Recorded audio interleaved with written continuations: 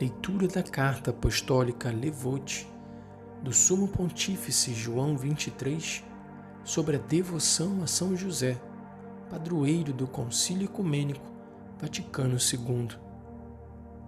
19 de março de 1961.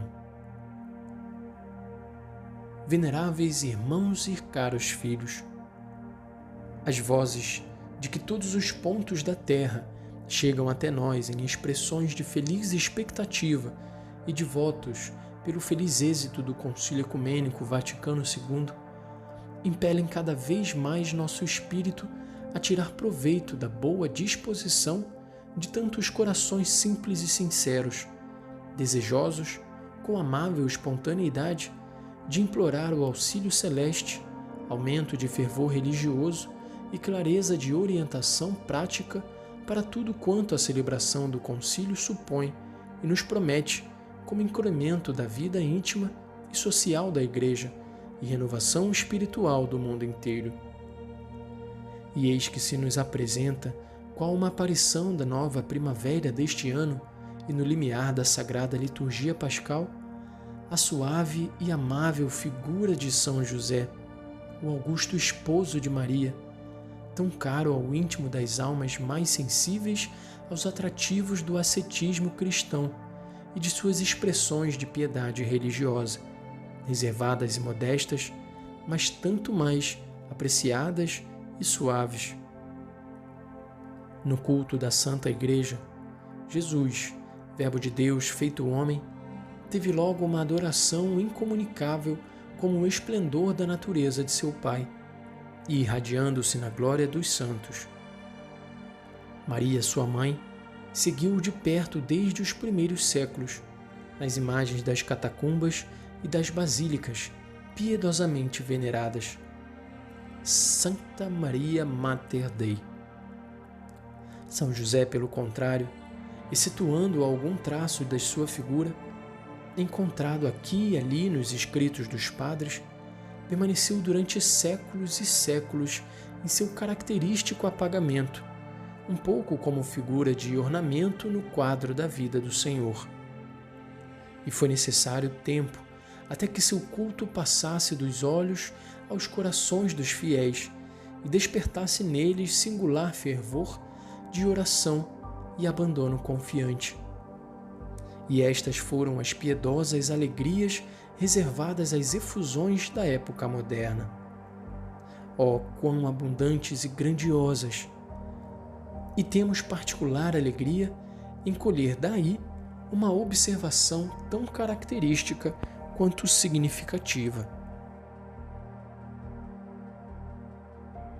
São José na voz dos papas dos 100 últimos anos. Entre os diversos postulata que os padres do Concílio Vaticano I, reunidos em Roma, apresentaram a Pio IX, os dois primeiros eram concernentes a São José. Antes de tudo, pedia-se que seu culto tivesse lugar mais elevado na Sagrada Liturgia. Trazia a assinatura de 153 bispos. O outro, assinado por 43 superiores gerais de ordens religiosas, suplicava a solene proclamação de São José como padroeiro da Igreja Universal. Pio IX acolheu um e outro com alegria. Desde o início de seu pontificado, havia fixado a festa e a liturgia para o patrocínio de São José no terceiro domingo depois da Páscoa. Já em 1854, em vibrante e fervorosa alocução, indicara São José como a esperança mais segura da Igreja depois da Virgem Santíssima.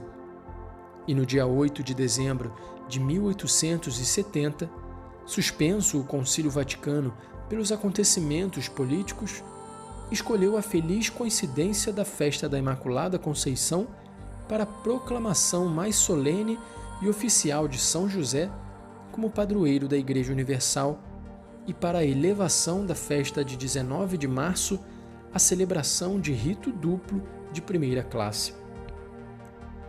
Foi o daquele 8 de dezembro de 1870, um breve, mas precioso e admirável decreto Urbi et Orbi, verdadeiramente digno do Ad Perpetuam Rei Memoriam, que abriu um veio de riquíssimas e preciosas inspirações aos sucessores de Pio IX. Leão XIII. Com efeito, eis que o imortal Leão XIII apresenta para a festa da Assunção de 1889, Quamquam Plures, o documento mais amplo e copioso até então publicado por um Papa em honra do Pai putativo de Jesus, elevado em sua luz característica de modelo dos pais de família e dos operários. Provém daí a bela oração: a vós, ó bem-aventurado São José, que encheu de tanta doçura nossa infância. São Pio X. O Santo Pontífice Pio X acrescentou às expressões do Papa Leão XIII numerosas outras de devoção e de amor para com São José, acolhendo de bom grado a dedicatória que lhe foi feita de um tratado que ilustra seu culto, e multiplicando o tesouro das indulgências para a recitação das ladainhas, tão caras e tão doces de dizer. Como estão bem expressos os termos dessa concessão. O Santíssimo Senhor, nosso Pio X, engrandece o ínclito patriarca São José, pai putativo, esposo puríssimo da Virgem Mãe e poderoso patrono da Igreja Católica junto de Deus. E vede que delicadeza de sentimentos pessoais, cujo glorioso nome é aprendido desde o nascimento e é envolvido de piedade e religião constante. E os termos com que anunciou os motivos dos novos favores concedidos, para cultuar São José, padroeiro da Igreja Universal. Bento XV.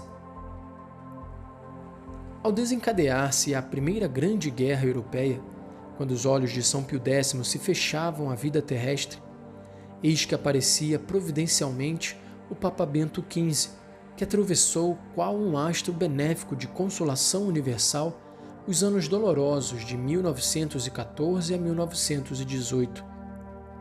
Também ele quis logo promover o culto do Santo Patriarca.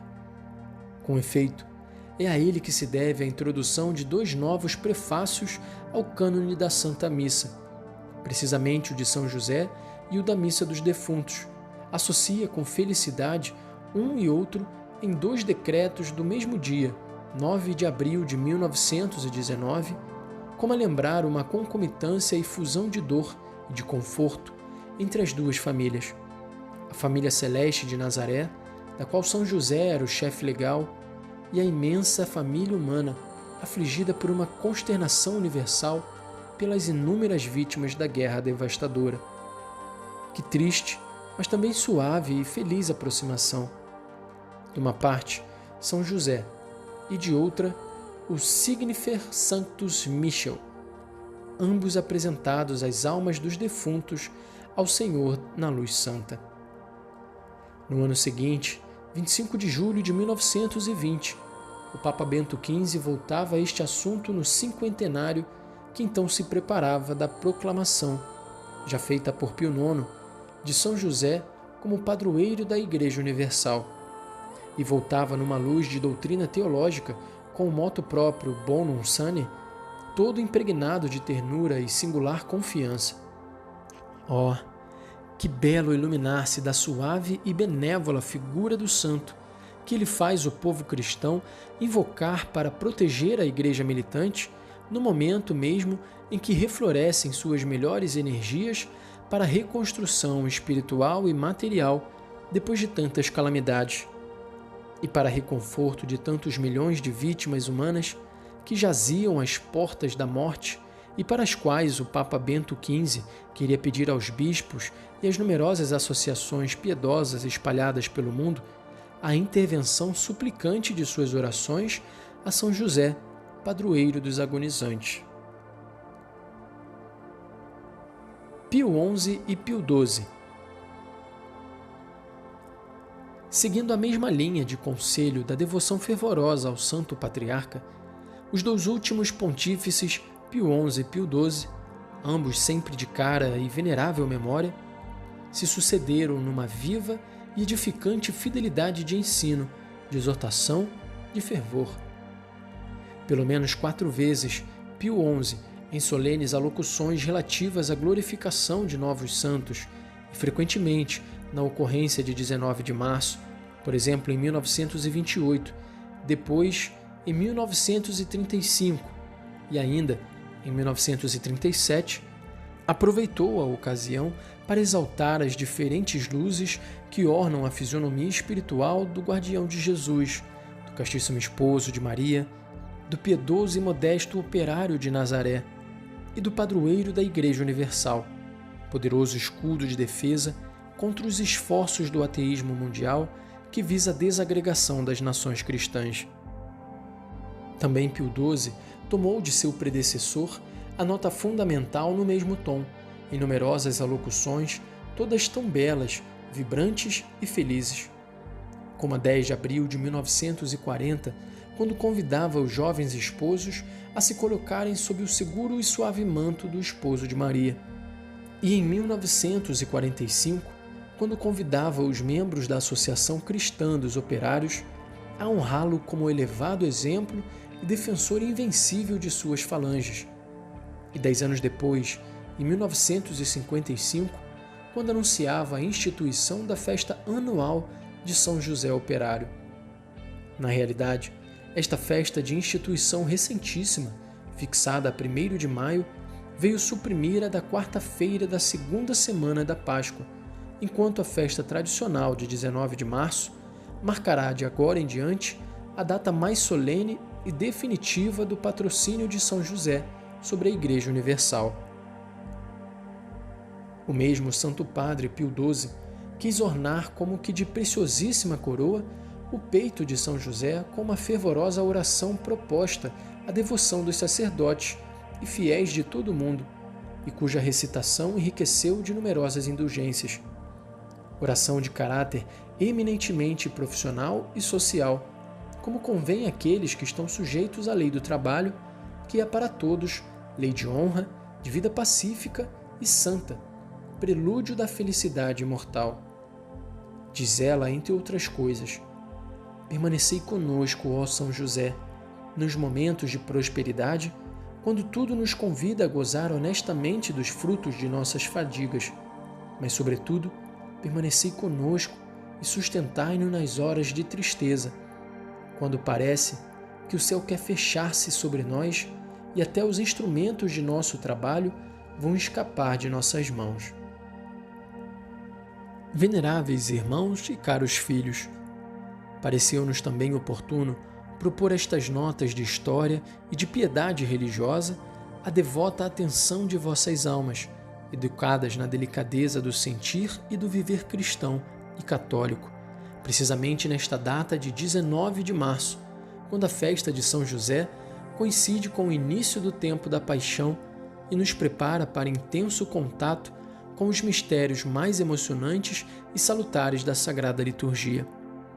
As disposições que prescrevem o véu sobre as imagens do crucifixo, de Maria e dos santos durante as 2 semanas de preparação da Páscoa são convite a um recolhimento íntimo e sagrado, concernente às comunicações com o Senhor, por meio da oração que deve ser meditação e súplica assídua e ardente.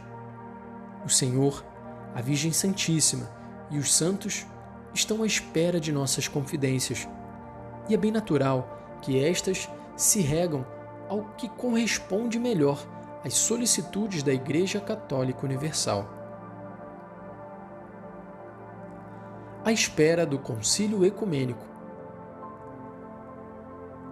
Ao centro destas solicitudes e em lugar preeminente encontra-se, sem dúvida, o Concílio Ecumênico Vaticano, cuja expectativa está nos corações de todos os que creem em Jesus Redentor, que pertençam à nossa mãe, a Igreja Católica, ou a alguma das diversas confissões que dela se separaram e nas quais, entretanto, muitos estão ansiosos por uma volta à unidade e à paz, segundo o ensino e a oração de Cristo ao Pai Celeste. É muito natural que esta evocação das palavras dos papas do último século sirva perfeitamente para suscitar a cooperação do mundo católico para o bom êxito do grande plano de ordem, de elevação espiritual e de paz, ao qual um concílio ecumênico é chamado. O concílio a serviço de todas as almas. Tudo é grande e digno de consideração na Igreja, tal como Jesus a constituiu. Na celebração de um concílio, reúnem-se em torno dos padres as personalidades mais notáveis do mundo eclesiástico, dotadas de altas qualidades de doutrina teológica e jurídica, de capacidade de organização, de elevado espírito apostólico. Eis o concílio, o Papa no ápice, e em torno dele e com ele, os cardeais, os bispos de todos os ritos e de todos os países, os doutores e mestres mais competentes nos diversos graus de suas especializações. Mas o concílio é feito para todo o povo cristão que nele está interessado pela circulação mais perfeita da graça, de vitalidade cristã, que torna mais fácil e rápida a aquisição de bens verdadeiramente preciosos da vida presente e asseguram as riquezas dos séculos eternos. Todos, por conseguinte, estão interessados pelo concílio, eclesiásticos e leigos, grandes e pequenos de todas as partes do mundo, de todas as classes, de todas as raças, de todas as cores. E se um protetor celeste é indicado para conseguir do alto, em sua preparação e realização, aquele poder divino pelo qual ele parece destinado a marcar época na história da Igreja contemporânea, a nenhum dos protetores celestes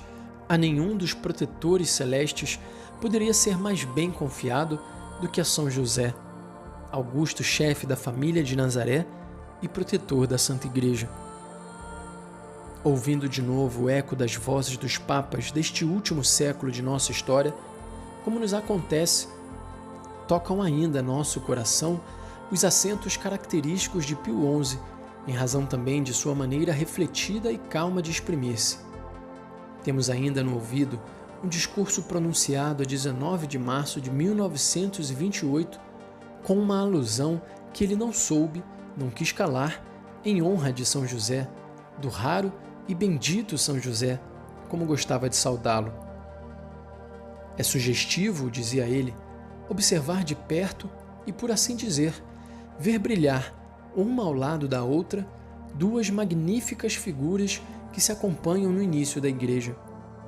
Primeiramente, a de São João Batista, que surge no deserto, algumas vozes com voz forte e outras com pacífica doçura, às vezes como um leão que ruge e outras como um amigo que se alegra com a glória do esposo e oferece aos olhos do mundo o esplendor maravilhoso de seu martírio.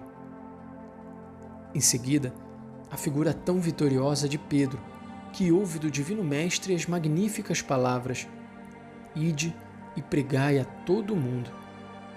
E para ele pessoalmente: "Tu és Pedro, e sobre esta pedra edificarei a minha igreja." Grande missão, divinamente faustosa e retumbante. Assim falava Pio XI.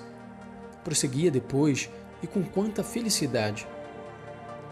Entre estes dois grandes personagens, entre estas duas missões, eis que aparecem a pessoa e a missão de São José, que, ao contrário, passam apagadas, silenciosas, como que despercebidas e ignoradas, na humildade, no silêncio, silêncio que não devia iluminar-se senão mais tarde, silêncio ao qual deveriam suceder, e muito alto, o grito, a voz, a glória nos séculos. Ó, a invocação! Ó, o culto de São José para a proteção do Concílio Ecumênico Vaticano II.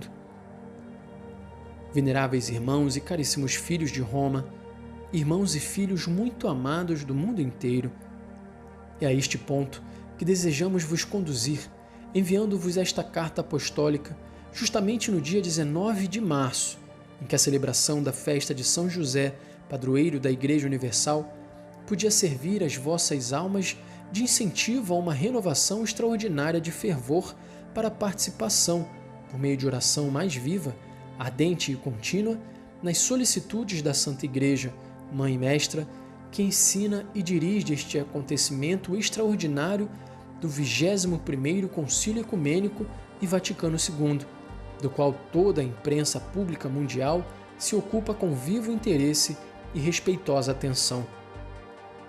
Bem sabeis que a primeira fase de organização do concílio prossegue em atividade pacífica, laboriosa e consoladora. Por centenas insignes prelados e eclesiásticos, vindo de todas as regiões do mundo, se sucedem aqui em Roma, distribuídos em diferentes seções bem organizadas, cada uma entregue ao seu trabalho particular, seguindo preciosas indicações contidas numa série de imponentes volumes que exprimem o pensamento, a experiência, as sugestões recolhidas pela inteligência, pela sabedoria, pelo vibrante fervor apostólico daquilo que constituiu a verdadeira riqueza da Igreja Católica do passado, do presente e do futuro. O Concílio Ecumênico não pede para sua realização e seu êxito senão a luz de verdade e de graça, disciplina de estudo e de silêncio, paz serena dos espíritos e dos corações. Isto de nossa parte humana. Vem do alto o auxílio celeste que o povo cristão deve implorar com sua viva cooperação pela oração, por um esforço de vida exemplar que seja antecipação e exemplo da disposição bem resoluta da parte de cada um dos fiéis, de observar depois as instruções e as diretrizes que serão proclamadas na conclusão tão desejada do grande acontecimento, que já segue curso feliz e promissor.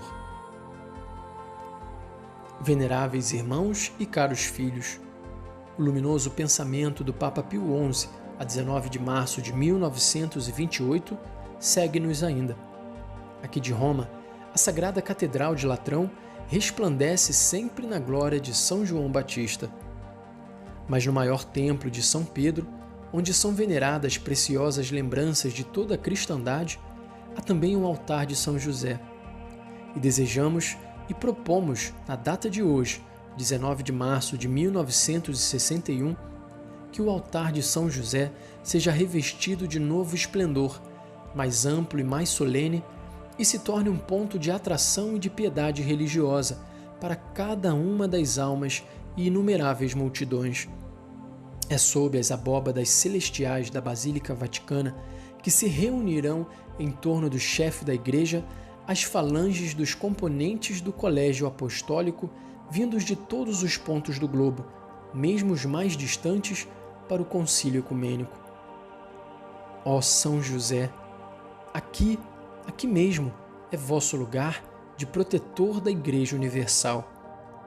Quisemos apresentar-vos, através das palavras e dos documentos de nossos predecessores imediatos dos últimos séculos, de Pio IX a Pio XII, uma coroa de honra, como eco dos testemunhos de afetuosa veneração que se eleva igualmente de todas as nações católicas e de todas as regiões missionárias. Sede sempre nosso protetor. Que vosso espírito interior de paz, de silêncio, de bom trabalho e de oração, a serviço da Santa Igreja, nos vivifique sempre e nos alegre em união com vossa Santa Esposa, nossa Dulcíssima Mãe Imaculada, num fortíssimo e suave amor a Jesus, Rei glorioso e imortal dos séculos e dos povos, assim seja. Dado em Roma, junto de São Pedro, a 19 de março de 1961, terceiro de nosso pontificado, João 23.